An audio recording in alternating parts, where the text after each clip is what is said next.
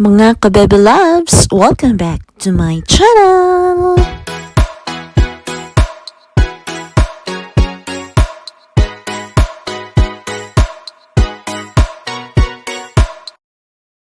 Hi! Nandito po kami sa Secret Beach. Ooh, secret!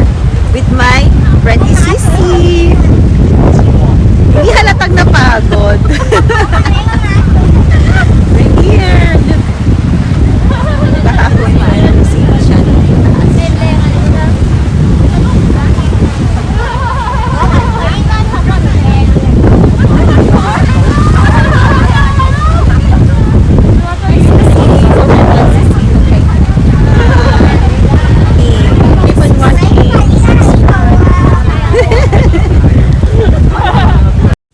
Once you're at Pakong Road, you just need to cross the road and you will see the Lion's Nature Garden. Be mindful for the cars that coming in and out.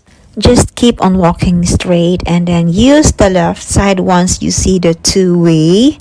It will lead you to Nature's Garden Park Hall. Keep on walking straight and then once you see the Deaf Cafeteria, then you will see the starting point of the trail. Lion's Nature Garden is a family-friendly park. It's for everyone. The kids will learn a lot of things there. The color of the plants are so refreshing in my eyes. And I saw a lot of group of families who's doing a picnic and even a group of my Filipino fellows there. And some are doing photo shooting, wedding photo shoots. If you have a lot of time, you can wander first here at the Lion Nature's Garden Park and take some photos of you. So this is the starting point of the hike.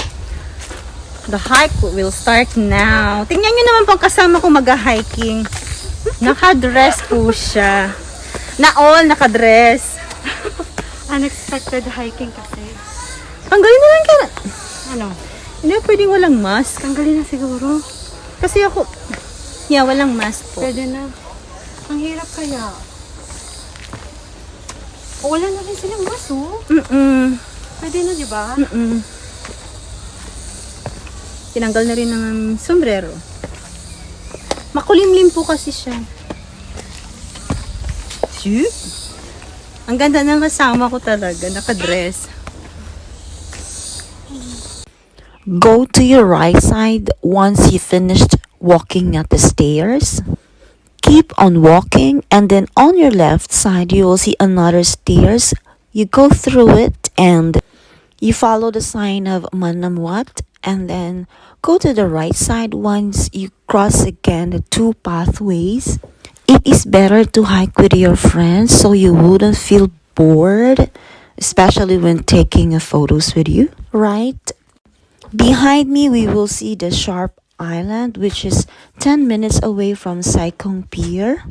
You will need to ride on a Kaitu boat for going to Sharp Island.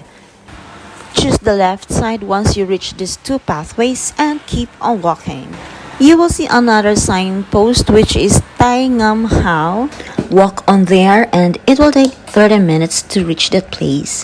Our target is not really Ngai Tam Hau, but then when we saw this, we decided to go to this place. We thought it's a small village and a very beautiful beach. We can see the Half Moon Beach which is closer to Sharp Island in our left opposite side. While we are walking, we saw a lot of kids with their families, and even when we reached that place, I'm so amazed that kids can go there. This place is okay, it's fine, but then it's very hard to find a flat surface so you can build the tent that you can rest on. It's not advisable to go there when it rained, but then this place is great for me.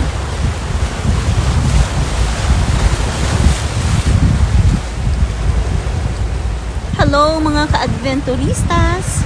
Dito po ako sa part ng Saikung, pero ilalagay ko po dito kung anong pangalan ng lugar.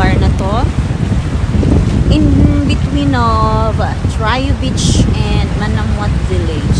Nakalimutan ko yung pangalan. So behind me is HKUST University and over there is the beach. Tama ba ako? Oh, dito sa kabila. Yun yung beach niya. Na-vlog ko na din po yan before. So, here. Wala na akong kasama. Only my CC pala. Wala na yung mga tao. Kasi uwian na because the time now is already 5:34.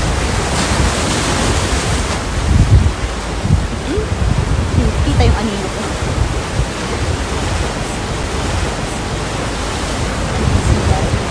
Ayan po siya. Ayan po siya. Pwede ka siguro maligo over there.